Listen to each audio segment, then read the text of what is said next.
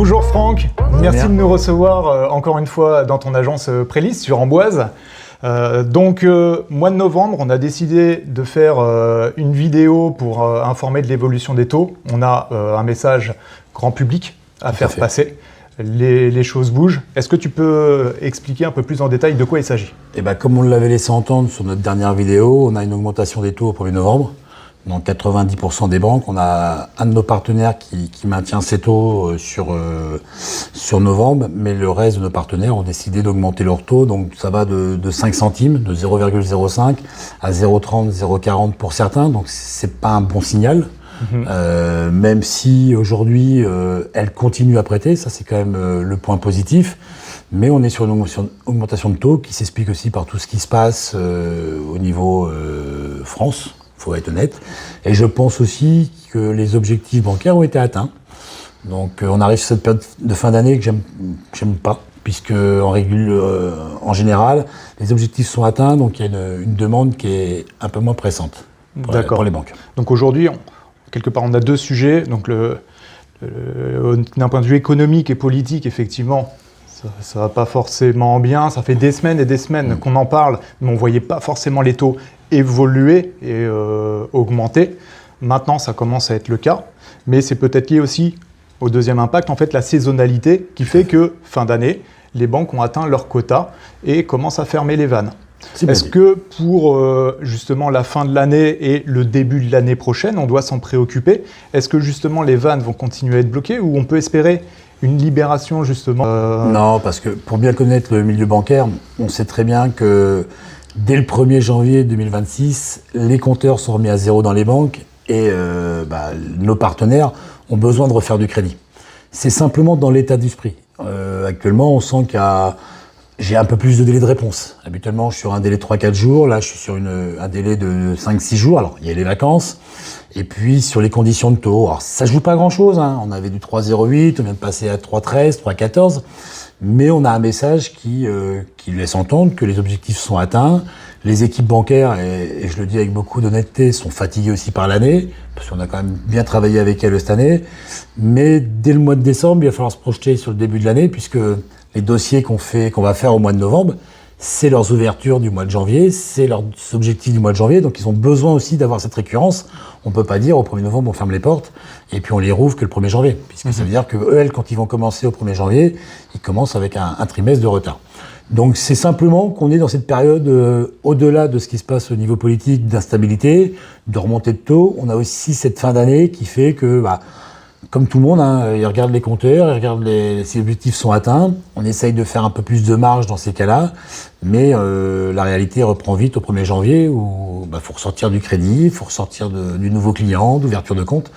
Donc faut continuer. Voilà, le discours, c'est on a une augmentation de taux qui est pas si conséquente que ça. On parle de 0,5, 0,10 pour certaines banques, d'un ralentissement au niveau des retours bancaires, mais il y a toujours cette volonté de prêter et ça c'est un signal encourageant pour moi. D'accord. Et quels seraient tes conseils justement pour ce mois de novembre ? On voit que la fin de l'année peut être compliquée pour obtenir des crédits. Est-ce qu'il faut attendre ou au contraire c'est justement tout de suite maintenant qu'il faut positionner ? Parce que, tu vois, aujourd'hui, les banques ont repris par rapport au week-end. J'ai eu quelques banquiers ce matin au téléphone. Le discours, c'est de bien finir l'année et surtout de bien commencer 2026. Donc, il y a une quinzaine de jours, j'avais plutôt un discours de dire on va regarder un petit peu, on prend notre temps. Là, ça y est, c'est reparti parce qu'ils savent qu'on rentre dans cette période, un peu comme un sprint, où ce qui va être fait au mois de novembre, c'est les dossiers du mois de janvier. Donc, l'activité sera bonne au mois de novembre, excuse-moi, et on aura toujours jusqu'au 15 décembre une activité de crédit. Après, Noël arrive, donc on sait que c'est un peu plus calme. Oui, c'est ça. Mais les banquiers, c'est plus comme à mon époque, sans avoir un discours de vieux. C'est qu'aujourd'hui, on travaille du 1er janvier au 31 décembre, et que les objectifs, c'est du 1er janvier au 31 décembre. On n'a plus cette notion de dire, on commence nos crédits au mois d'avril pour les finir au mois d'octobre. Donc les banquiers ont toujours cette motivation à faire du dossier pour dire, tout ce que je vais pouvoir faire au mois de novembre, voire décembre, c'est du confort pour janvier, février, mars. Et on ne sait jamais ce qui peut se passer au mois de janvier, février.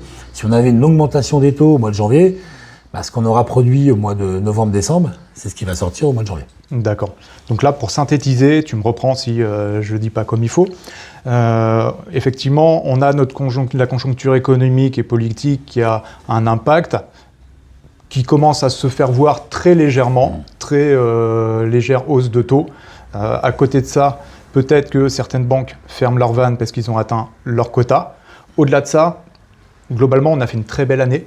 On a pu pousser énormément de dossiers. Nos partenaires bancaires sont toujours très présents avec nous. C'est vraiment un point positif parce qu'on s'est tapé sur les banques, aussi bien les agents immobiliers que les courtiers. Mais aujourd'hui, si on peut dire que l'année 2025 a été bonne, c'est grâce aux banques.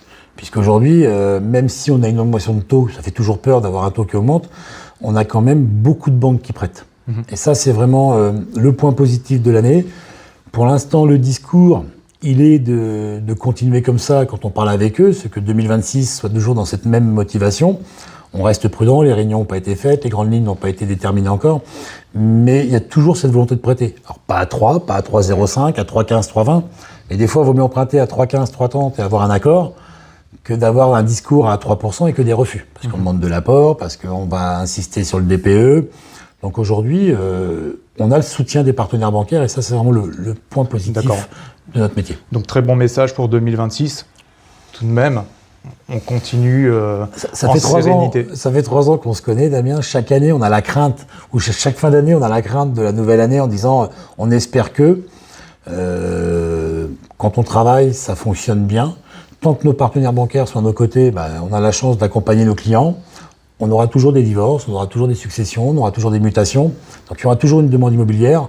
Qu'on emprunte à 3 ou à 4, le fait d'investir dans l'immobilier reste une bonne opération. Et puis on a cette chance-là d'avoir des partenariats assez solides, de l'agent immobilier jusqu'aux banques, en passant par nos courtiers, nos partenaires. Donc merci à toi Franck.